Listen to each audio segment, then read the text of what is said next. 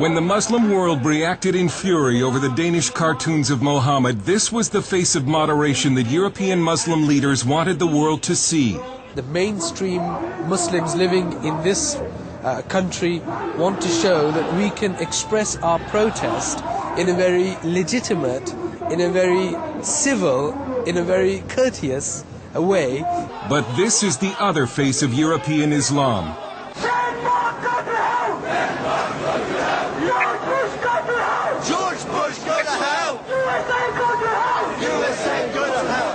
This is footage of the demonstration outside the Danish embassy in London, provided to CBN News by the NIFA Foundation, an anti-terrorism group. What you can't see in this video is that one of the demonstrators is dressed as a suicide bomber. Even moderate British Muslims were outraged that no one was arrested, even though British law forbids incitement to murder. But it follows a pattern of extraordinary and some would say dangerous tolerance of Muslim radicals.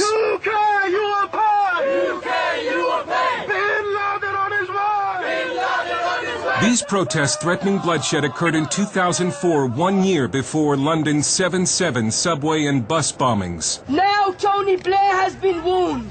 Pull your troops out of Afghanistan. Pull your troops out of Iraq. And if you do not pull your troops out, you will get bloodshed on the streets of London. Again, no one was arrested, and moderate Muslims tried to keep the media from publicizing what for them has become a public relations nightmare. Yeah, that's disgusting. I mean, it doesn't serve any purpose. These guys don't represent me. They probably don't represent most Muslims in this country, and they do a disservice not only to, living here in the UK, but they do a major disservice to Muslims. They may not represent the views of most British Muslims, but polls do suggest the Muslim middle is radicalizing. A recent survey shows that 40% of British Muslims want Islamic Sharia law in the United Kingdom. Sharia imposes punishments like amputations and stonings. And in a separate poll, nearly 1/3 of Muslims agreed with the statement that Western society is decadent and immoral, and that Muslims should seek to bring it to an end. Critics say that European political correctness and multiculturalism, which were supposed to embrace Muslim radicals and somehow westernize them, have seriously backfired.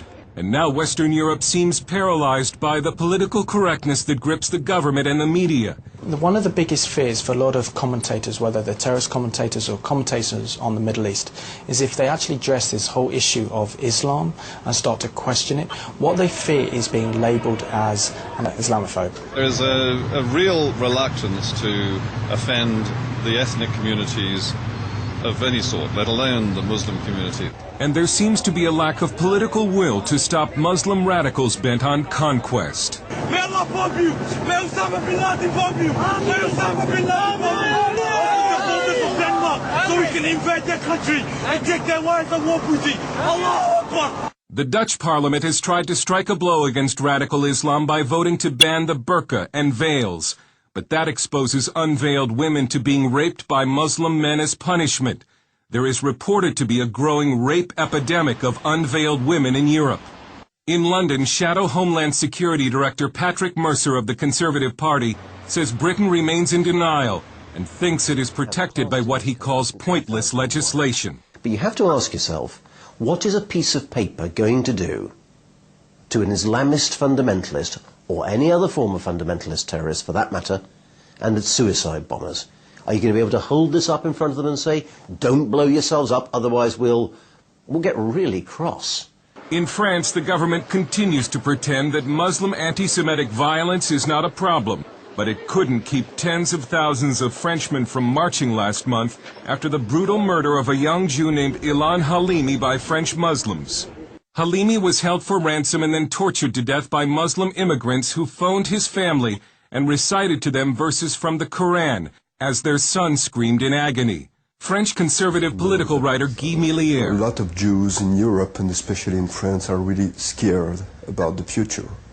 I have many Jewish friends, and they say to me, we think we shall have to leave France to go to the United States, to Canada, to Israel, but France will not be our country anymore. It's a similar story all over Europe.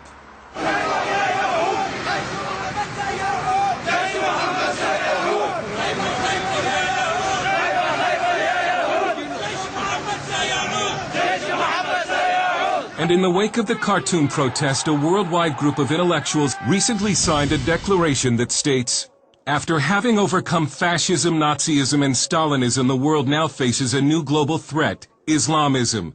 It is not a clash of civilizations nor an antagonism of West and East that we are witnessing, but a global struggle that confronts democrats and theocrats. And Europe's problem with radical Muslims is our problem too."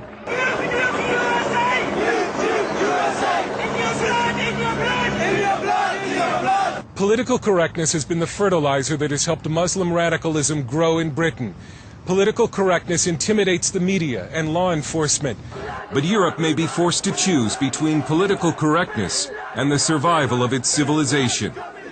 Dale Hurd, CBN News, London.